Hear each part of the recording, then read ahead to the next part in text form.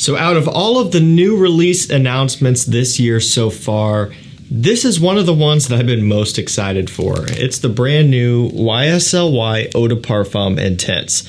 So to a lot of you, this is just another YSL flanker. I mean, it is another YSL flanker. For a lot of people, it's going to be a snooze show, right? You're not going to be excited about it. You're not going to be, rushing out to buy it.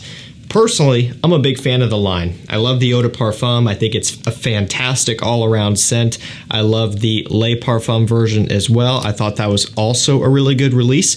And just for the most part, the entire lineup brings a lot to the table, especially when you get into the Eau de Parfum, the Le Parfum. Your value and price point and performance kind of all come together to create a really nice premium product that is super easy to wear and that a lot of people are really going to love. Now, there have been a few discontinuations within the line, most notably a YSL Y Live and also Y Eau Fresh. Those two have been eliminated, probably just to make room for more new releases like this. Do I think it's going to stop with the Eau de Parfum Intense? Probably not, but I'm okay with that. So I'm going to go and break into this one today. I'm going to tell you how it smells, how it compares to the Eau de Parfum, and for that matter, for the rest of the line, and also maybe how it compares to just other fragrances on the market if this does deviate away from the Y line a little bit. Performance is something we'll touch on a bit later on, probably as we get a little bit closer to summer. I'll have a full review out on this one because I'm going to need time to test it. So here we have the bottle, and the lighting on this one's not going to be really very conducive to showing this one off. But essentially, there's no gradient. It's just a kind of a light blue all the way around, and the coloration is coming from the glass itself, not the liquid inside, which appears to be clear. Compare that to Eau de Parfum, and you could see the gradient. Okay, so the Parfum also does not have a gradient, just pretty much an opaque black all the way around. So, that's kind of your main difference there. Does look really cool in person, and also looks really cool in pictures as well. But yeah, I mean, when you hold it up to a light, there's zero gradient. You can see right through the thing. So let's go ahead and break the cap off of here and we'll get it on skin. I'm excited. I really am. Do another spray for good luck. And try not to breathe in. Can't smell anything. Trying to let it settle. And here we go. So does it smell like Y Eau de Parfum and Y Live and those things? Yeah, it does. However, maybe it might not be your initial thought when you first smell this. Like, I kind of try to step back and think of it as a blind test. I can't make these videos and do them blind. I'm the one buying the stuff. I'm the one coordinating these. But if I were to give this to someone who knows fragrances pretty well and have them smell it and having no idea what it is, I think for a lot of people, off the initial spray here, they might not necessarily catch on that it's a Y flanker immediately, because for me, I can definitely see the deviation here.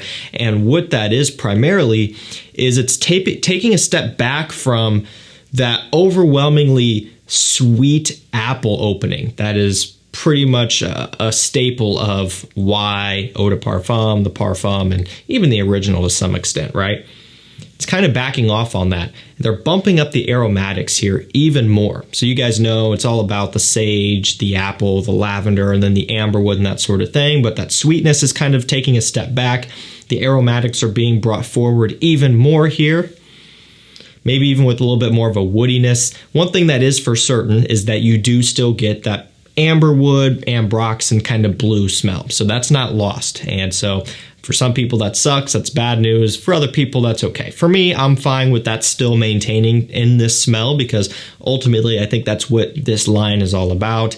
It's YSL's Bleu de Chanel or Sauvage or what have you, right? This is kind of, this line is what they're trying to achieve with that.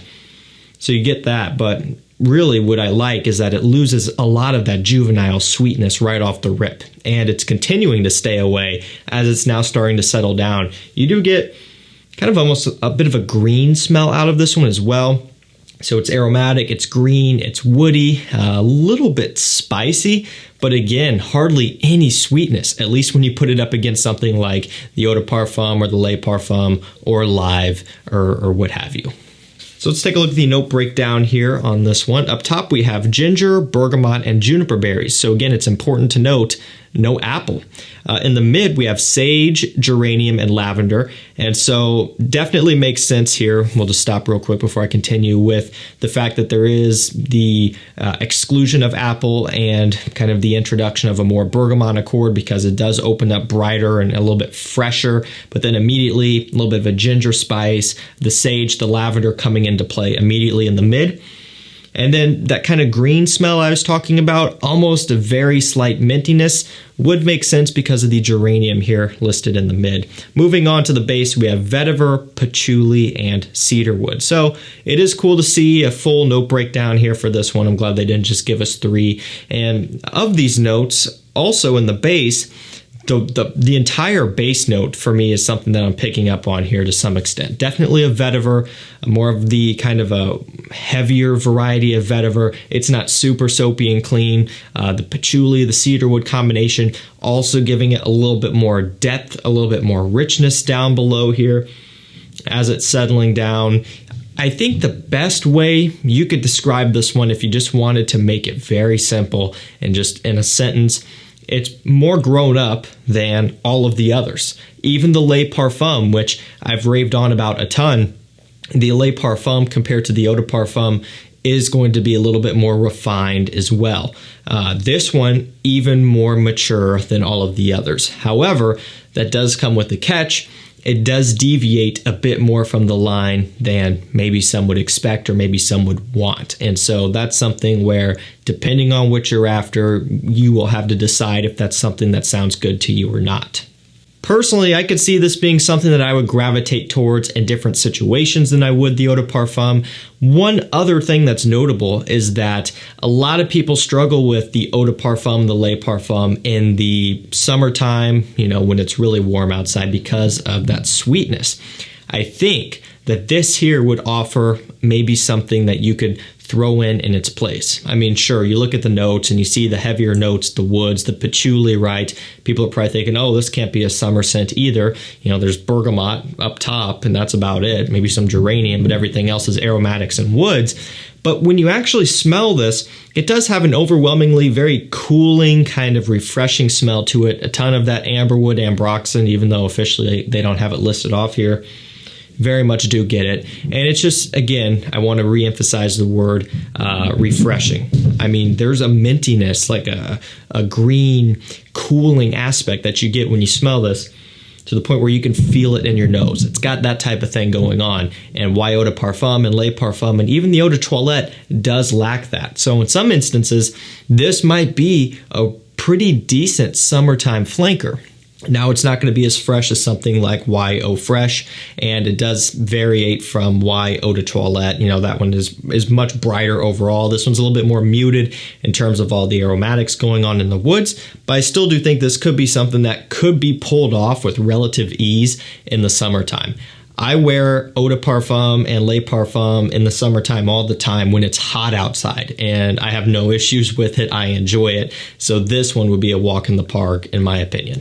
Now, in terms of smelling like anything else on the market, aside from maybe, some bits and pieces of the Ys, not really to me. I don't really draw any connections between this and anything else out there. It doesn't have any Dylan Blue or any Sauvage or any Bleu de Chanel going on. I think this one's pretty independent. Again, kind of pulling some bits and pieces from the Y DNA, which would make sense given that it's a flanker, but it kind of ends there. They've really taken a step back and created something that really, I guess, could be just a more intense version of the Eau de Parfum, being that it's richer, it's more woody, but they're just cutting back on the sweetness, which has been done quite a bit in this line. We have the EDP, we have the Parfum, we have had at one point Y Live, which was also very sweet. It's cool to see something that's kind of backing off on all of that going on, all that apple sweetness. It's also important to note that with that kind of thought there, it doesn't really have any of that bubblegumminess going on either. It doesn't have all that tonka. So I think this is one that a lot of people would really end up enjoying, especially if you didn't like the others for those reasons. Taking a look at Fragrantica comparisons here, we have the Y lineup, makes sense. Bleu de Chanel Parfum is in there, and I don't get that comparison. Bleu de Chanel Eau de Parfum is in there. And just to show you how dumb this stuff is, Dior Homme Intense is also in there. 2 up votes and 0 down votes. Prada L'Homme, Bleu de Chanel Eau de Toilette, some of the molecule fragrances. So just completely dumb and arbitrary. I wouldn't really pay any attention to any of those comparisons other than, you know, kind of bits and pieces of why. And I'll say this one more time to end off. It's refreshing, it's cooling, and it's kind of brisk. And this very well could be a solid replacement of the now discontinued YO Fresh. As crazy as that sounds, this might be more summery than Eau de Parfum and Parfum for sure. That's crazy, but it really does have that cooling, green, refreshing smell to it. I think this is excellent. I'm very impressed with it. Going into it, wasn't so sure. That patchouli, vetiver, cedar base mixing with all the aromatics and that green mintiness and the, you know, exclusion of the sweet apple tonka combo really does this one well. And I think it's well done in the way where I could see myself wearing this a ton also. I'm happy with this. I think that's going to do it for me, guys. Y Eau de Parfum Intense. If you're excited about this one, let me know what you think down below. I'll link it down below as well, along with the other Y flankers. I do have a mailing list you can sign up to if you're wanting to pick up, perfect example, some of the discontinued flankers like Y Live, YO Fresh. When those start to become hard to get and you're on the lookout for them in the future, it's deals like that I send out to my mailing list. Basically, I'm tracking down hard to find things on a daily basis. Your Dior Fahrenheit parfums, your Dior Homme parfums, everything else like L'Homme Ideal Extreme and Eau de Parfum, the now discontinued Armani Code Parfum, or not Armani Code Parfum, Armani Code Absolute, which is a parfum, just things of that nature. Dolce & Gabbana The One Luminous Night. If you're wanting to get something that is normally hard to get and sold out, get on the mailing list, and anytime something rare and hot, bestseller, good deal comes in stock, I send out an email. I've been able to help a lot of you guys get some amazing deals. That's going to do it for me. Thank you so much for watching. Stay safe, stay healthy, and we'll see you tomorrow with another one. Take care.